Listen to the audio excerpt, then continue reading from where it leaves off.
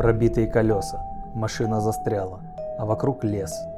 Темный, как сердце твоей бывшей. Тишина. И вдруг хруст ветки, шаги. Медведь или, что еще хуже, пара-тройка пьяных мужичков в поисках приключений. Связи нет, бак пуст, а вокруг глушь, где тебя никто никогда не найдет.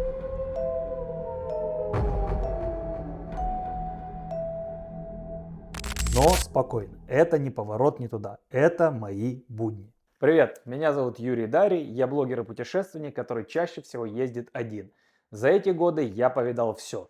Пробитые колеса, застрявшие машины, встречи с медведями, лисы воровали мою последнюю еду у черта на рогах, отравления, травмы, унесенные ветром палатки. Один раз чуть не умер в Дагестане, 2 раза на севере и 5 раз сам проехал все от мыса Немецкого до Магарамкента. И сегодня я расскажу вам о том, как отправиться в путешествие в одиночку и вернуться из него целым и невредимым, да еще и с историями, которые вы будете рассказывать друзьям, а не следователю или врачам. Подписывайтесь на канал, ставьте лайки и делитесь своими историями в комментариях, потому что именно ваш опыт может спасти чью-то поездку. Ну что, погнали? Моя машина Toyota Land Cruiser 105 – это не просто автомобиль, а настоящий танк, созданный для самых экстремальных путешествий. 33 колеса, лифт 3 дюйма, дополнительный бак на 90 литров и, конечно же, шноркель с лебедкой. С таким набором я могу уверенно сворачивать с дороги. Но давайте будем честными. У большинства из нас нет такого внедорожника. Да и не нужен он каждому. Главное, чтобы ваша машина была готова к дороге. И сегодня я расскажу, как подготовить любое авто к путешествию, чтобы оно довезло вас туда и, главное, обратно. Прежде всего, техническое состояние. Перед поездкой ваша машина должна быть в идеальной форме. Проверьте тормоза, подвеску, фары, масло, фильтры и уровень жидкости. И особенно важно заменить все, что еще походит. Поверьте, еще походит обычно заканчивается ровно там, где вам меньше всего бы этого хотелось. Один раз я выехал на Кольский полуостров и, казалось бы, все было идеально. Машину я подготовил заранее, естественно, все проверил, но ступичный подшипник решил иначе. Он просто развалился прямо на дороге. У меня не было запасного, и это обернулось настоящим приключением. Мне пришлось с горки на заправке запрыгивать на случайно подвернувшийся трал и договариваться, чтобы меня подвезли до Мурманска. 3 дня я сидел в Мурманске, пока доставляли подшипник.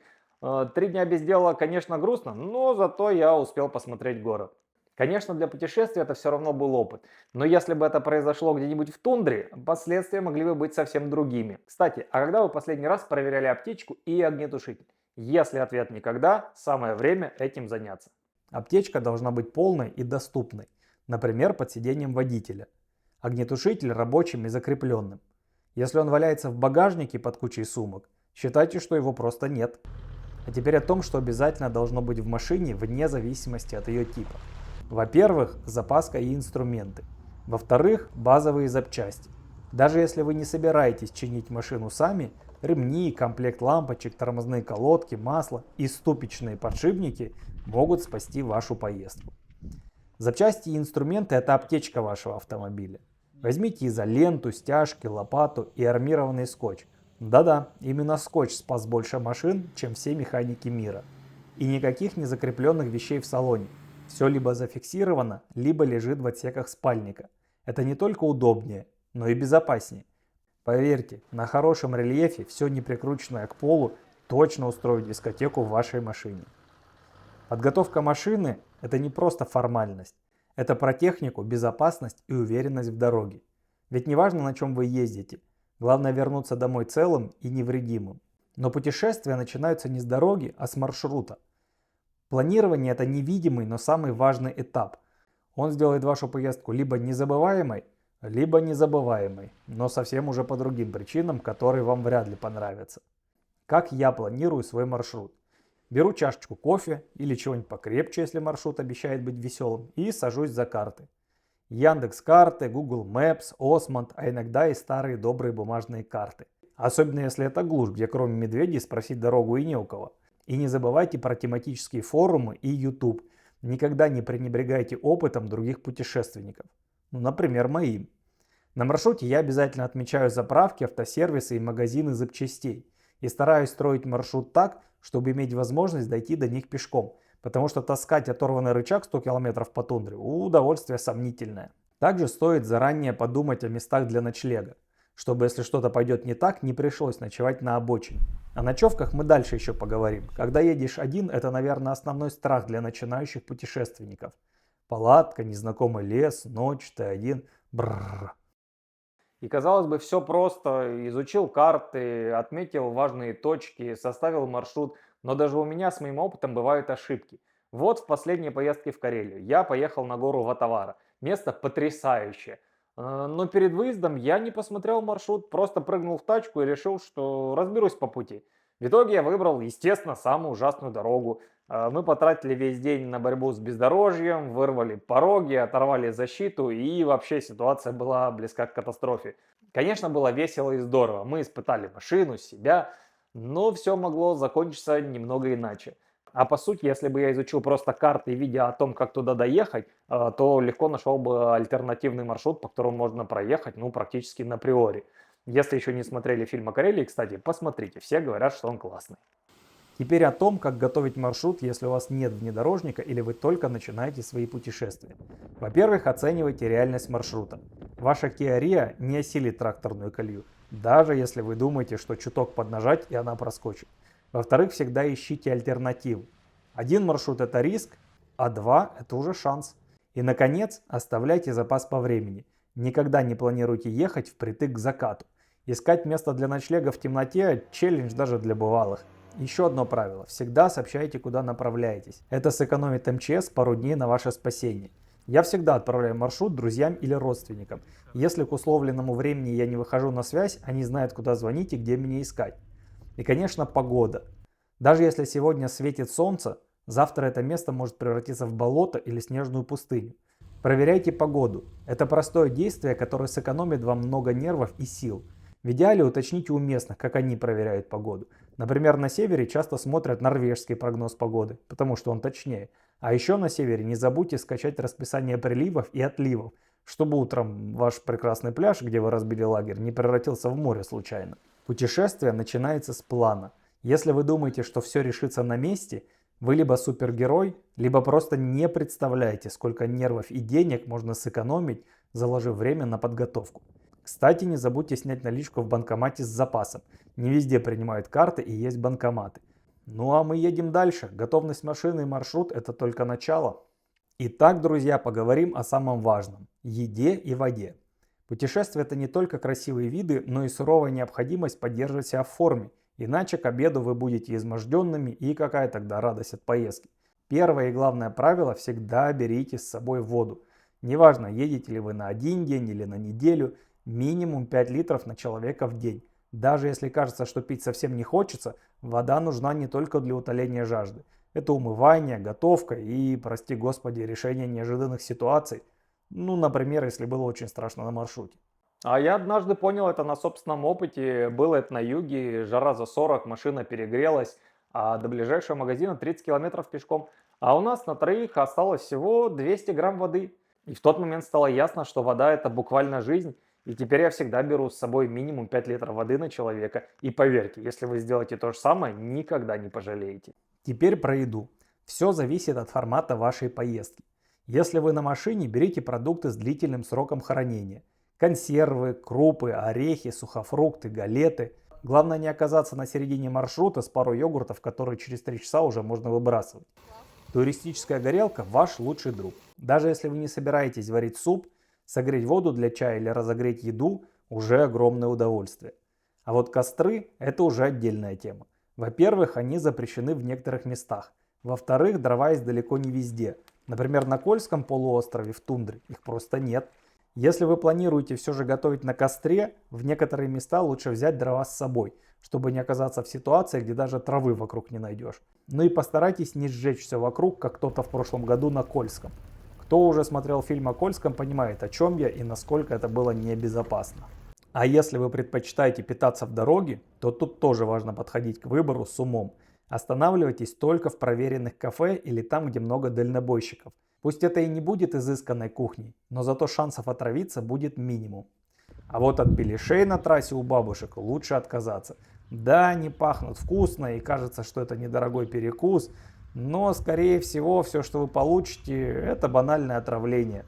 Я так в Карелии провел 3 дня в лесу, на воде и смекте, выбившись полностью из графика поездки и похоронив половину планов по съемке. Не повторяйте моих подвигов.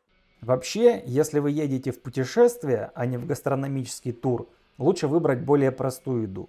Не экспериментируйте с местной кухней, особенно если не уверены в ее качестве.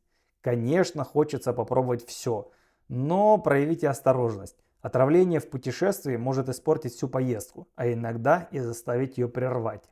Ну и не забывайте про маленькие вещи, которые могут спасти вас в дороге. Энергетические батончики, шоколад, протеиновые смеси. Это удобно, калорийно и быстро. И всегда имейте запас еды минимум на 2 дня вперед. Даже если маршрут кажется коротким, дорога может преподнести свои сюрпризы.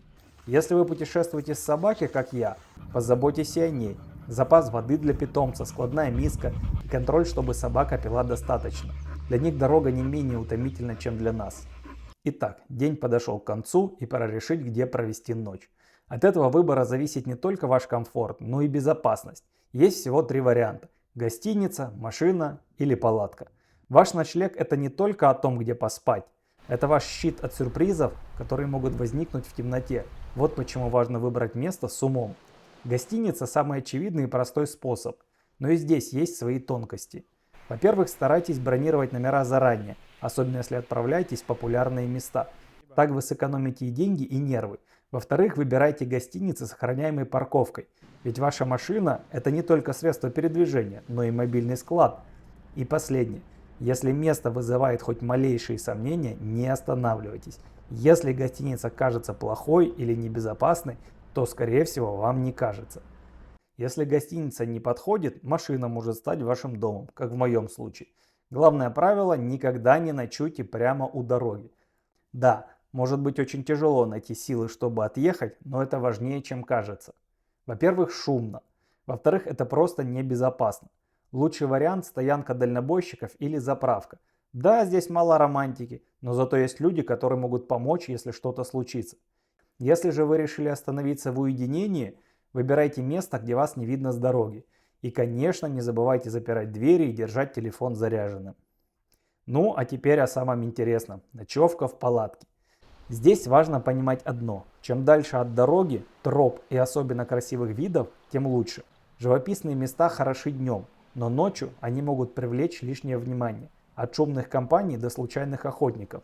Ставьте палатку в незаметных, скучных местах, где нет следов человека. Если там уже кто-то был, есть вероятность, что они могут вернуться. Лагерь нужно организовывать так, чтобы его было сложно заметить. А перед сном уберите все вещи и проверьте, чтобы в случае чего вы могли быстро собраться. Помню, как однажды мы с Лисой дрались за еду. Ну, точнее, она решила, что вся еда в нашем лагере принадлежит ей. Ну, в итоге она сытая и довольна, а мы посередине арктической тундры без еды.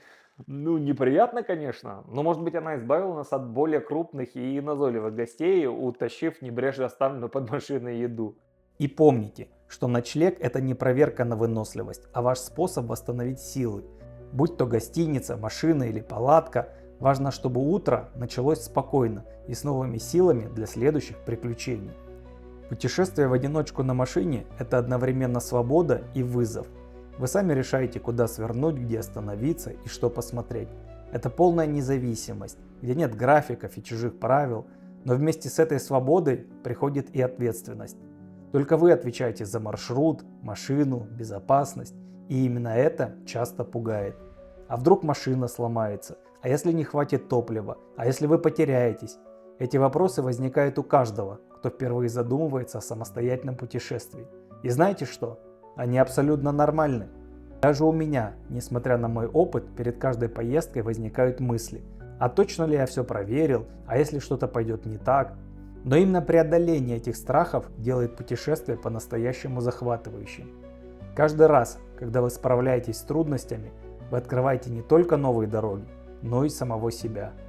Это путешествие становится не просто передвижением из точки А в точку Б, а настоящим внутренним приключением. Был момент, когда страх буквально сковал меня. Даже несмотря на мой опыт, я тоже оказывался, если не на волосок от гибели, то в ситуациях, которые могут закончиться крайне неприятно. Чего только стоит наш поход в Ухул в Дагестане. Ну, я практически там сорвался в обрыв, и все это из-за страха. Я запаниковал, а в горах это худшее, что можно сделать. Ноги подкосились, дыхание сбилось, и я уже начал терять контроль. Если бы не жена, которая в последний момент вытащила меня за руку, ну, я бы просто улетел вниз. Вот вам и цена страха. Если бы я не взял себя в руки, ну, этот фильм вы бы уже не увидели никогда.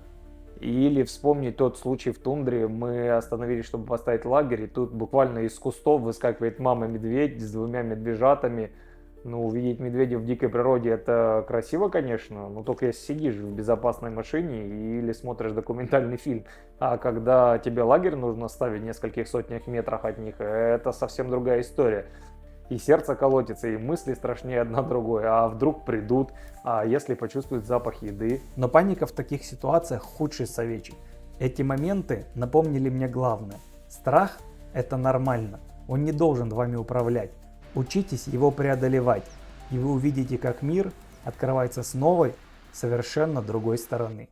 Если вас пугают большие расстояния или неизвестность, начните с малого. Выберите простой маршрут, короткую поездку.